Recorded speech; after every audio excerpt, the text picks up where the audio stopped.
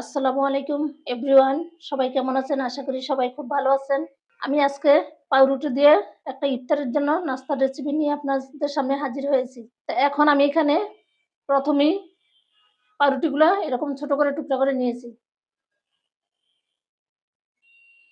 এখন এখানে আমি এক, এক করে উপকরণগুলো দিয়ে দিব। ১ম এ দিব পেঁয়াজ কুচি, গাজর কুচি, টমেটো কুচি, কাঁচামরিচ কুচি, ধনিয়া পাতা কুচি। এখানে আমি দিব কিছু ম্যাজিক মসলা। আর এখানে আমি কিছু বেসন দিয়ে দিব। এখন সবগুলো আমি এখানে উপকরণ একটু পানি দিয়ে আস্তে, আস্তে আমি মেখে নিব। প্রতিবারের মতন ১ম এই আমি বলছি, একটা লাইক দিয়ে আমার ভিডিওটা দেখা শুরু করবেন।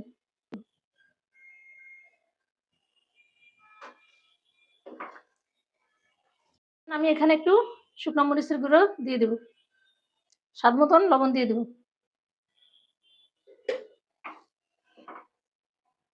আমার পাউরুটির মিশ্রণ মাখা হয়ে গেছে। এখন আমি এখানে আগে থেকেই ২ টা ডিম সিদ্ধ করে এভাবে ছোট করে টুকরা করে কেটে নিয়েছি। এখন এখান থেকে আমি একটু, একটু করে নিয়ে গোল শেপ করে নেব।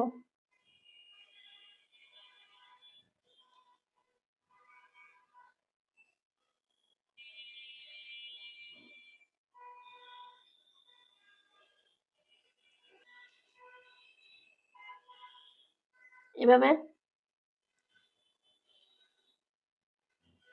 গোল শেপ করে নেব। এভাবে বানিয়ে নেব সবগুলা। আমার নাস্তাগুলা সবগুলা বানানো হয়ে গেছে। এখন আমি আগে থেকেই প্যানে তেল গরম করে নিয়েছি। এখন এক, এক করে আমি সবগুলা দিয়ে দিব। বিসমিল্লাহ। এভাবে সবগুলা দিয়ে দিব। যারা আমার ফেসবুকের পেজ থেকে দেখেছেন, তারা আমার পেজটি ফলো দিয়ে আমার ভিডিও দেখবেন। এভাবে আপনারা ইফতারের টাইমে এই নাস্তাটা বানিয়ে বিকালে চায়ের সাথে আপনারা খেতে পারেন। আর এখন রমজান মাস, ইফতারের টাইমে এটা স্বাস্থ্যের জন্য খুব ভালো। সবকিছু দেওয়া আছে এটার মধ্যে। এভাবে আপনারাও বানিয়ে নিতে পারেন।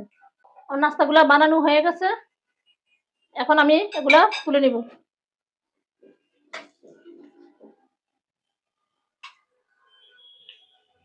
এভাবে সবগুলা আমি তুলে নিব।